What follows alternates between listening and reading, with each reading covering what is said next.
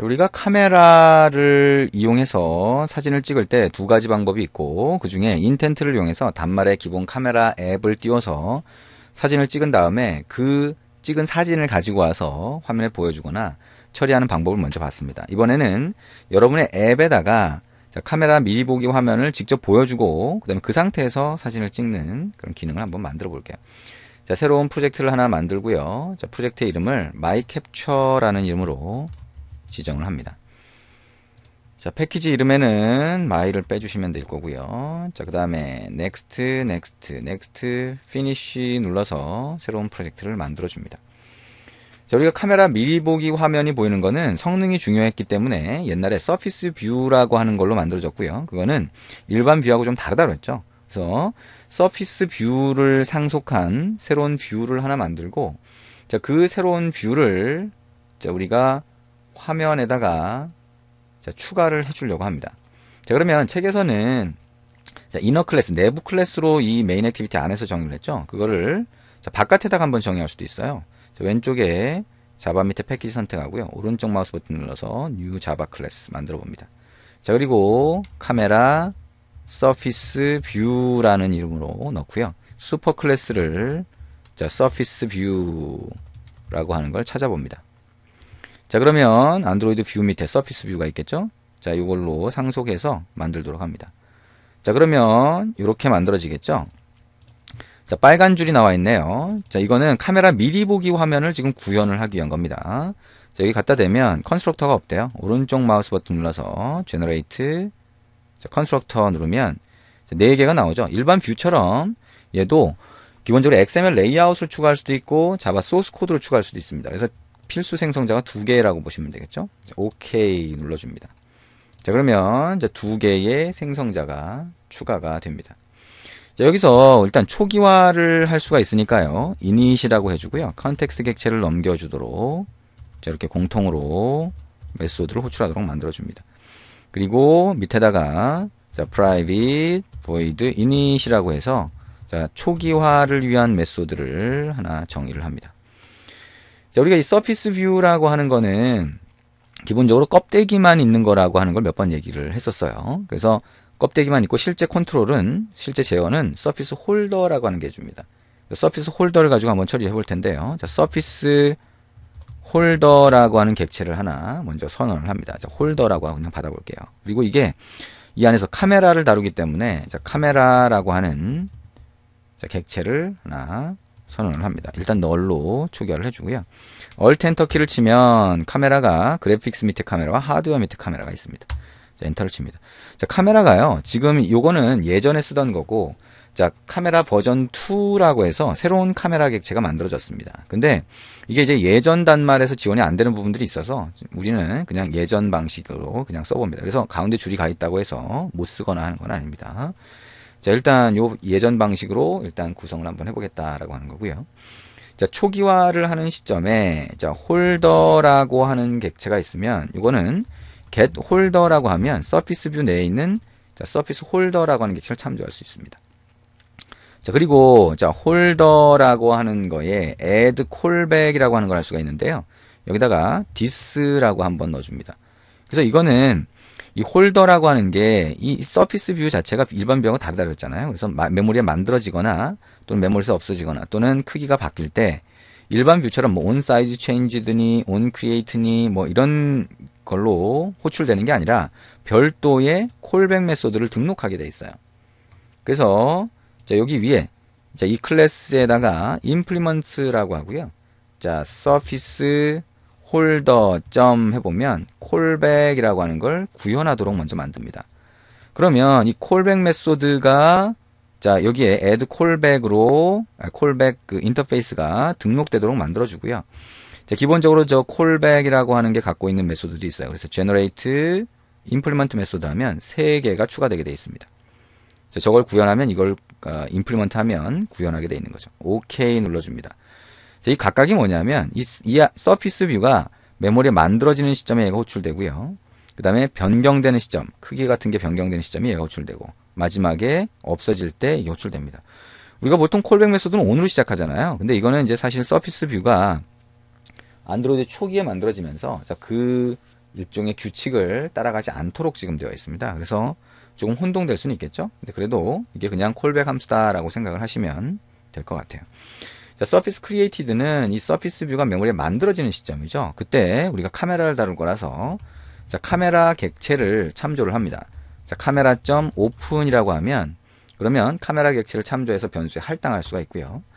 자, 이 카메라.해서 set preview display라고 하는 걸 가지고 여기에 홀더를 넣어주면 카메라 객체에 자, 이 서피스 뷰를 미리 보기를 쓸 겁니다 라고 하는 걸 설정해 줄 수가 있어요. 자, 빨간 줄 와 있죠? 자, 예외가 발생할 수 있어서 그렇습니다. 자, try catch로 이렇게 묶어주도록 하죠.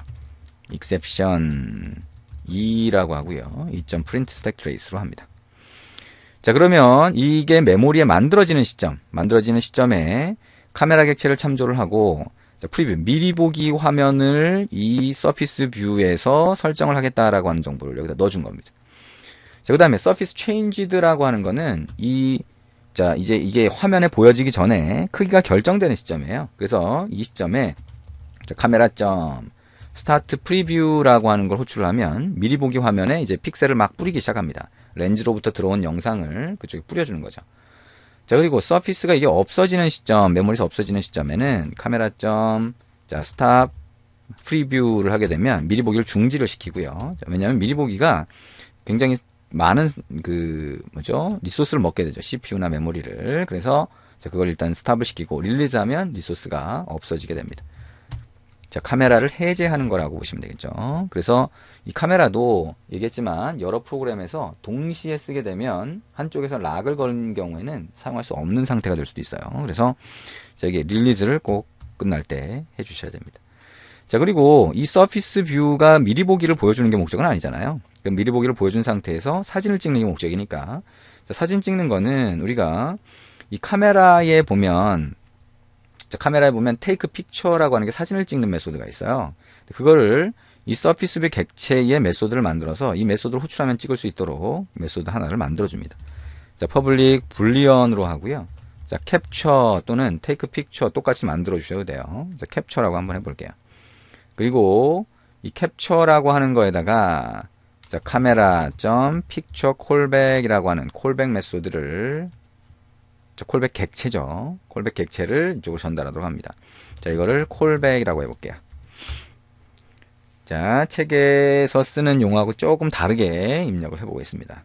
자, 만약에 카메라라고 하는 게 널이 아니면, 널이면 할 수가 없잖아요. 그죠? 그래서 널 체크를 한번 하고요. 카메라.점 테이크 픽처라고 하면 사진을 찍게 됩니다.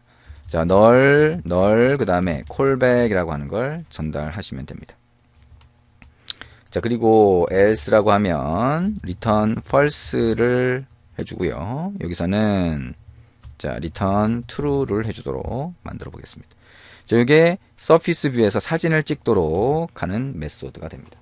자, 지금까지 서피스 뷰를 이용해서 카메라 미리 보기를 위한 뷰를 하나 정의를 했어요. 그거는 서피스 뷰라고 하는 거를 상속해서 만들었다라고 생각을 하시면 됩니다. 자, 그럼 이걸 이용해서 이제 레이아웃에다가 미리 보기 화면이 뿌려질 이 카메라 서피스 뷰를 추가를 한번 해볼게요. 액티비티 main.xml로 갑니다. 자, 아래쪽에 텍스트를 눌러서 자, 이것도 마찬가지로 여기 relative layout으로 한번 바꿔볼게요. 그리고 우리가 인텐트를 이용해서 찍은 다음에 화면에 보여줄 때 자, 이미지 뷰라고 하는 걸 추가를 했었죠. 자, 그거하고 비슷하게 한번 여기다가 추가를 해볼 겁니다. 자, 일단 디자인 탭으로 다시 돌아가서 자, 여기다가 먼저 버튼을 하나 추가를 합니다. 우리 했던 것처럼. 그래서 얘도 사진 찍기 라고 하는 글자가 보이도록 하고요. 자, 찍은 사진을 보여줄 이미지 뷰를 하나 추가를 해볼게요. 그래서 이미지 뷰를 자, 여기 추가를 하나 할 텐데 이미지스에서 이미지 뷰가 되겠죠. 자, 이거를 사진 찍기라고 하는 버튼에 자, 오른쪽에다가 한번 추가를 해봅니다. 기본 아이콘을 선택을 하고요.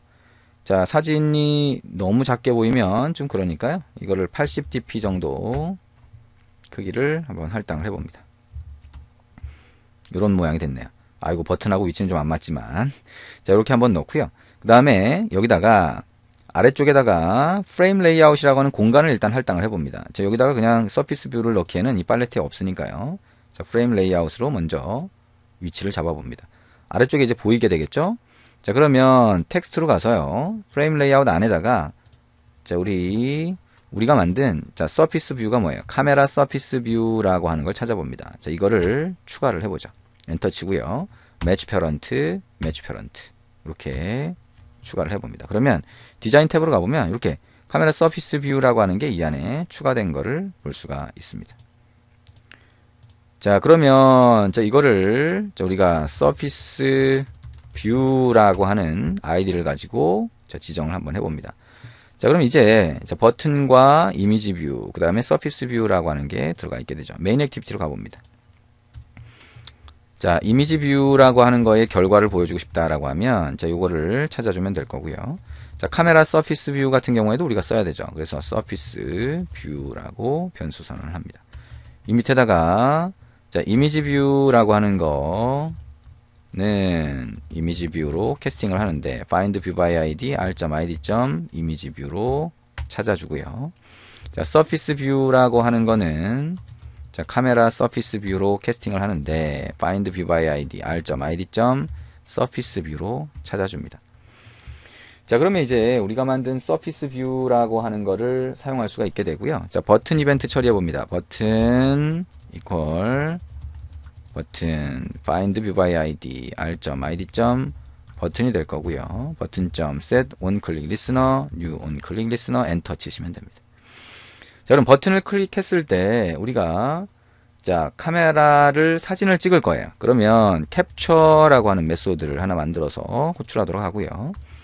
자, 여기에 public void capture라고 하는 메소드를 호출하도록 합니다. 이제 사진 찍는 기능을 사용해서 사진을 찍은 다음에 자, 이미지 뷰에 보여주면 되겠네요. 조금 이따가 이어서 해보도록 하겠습니다.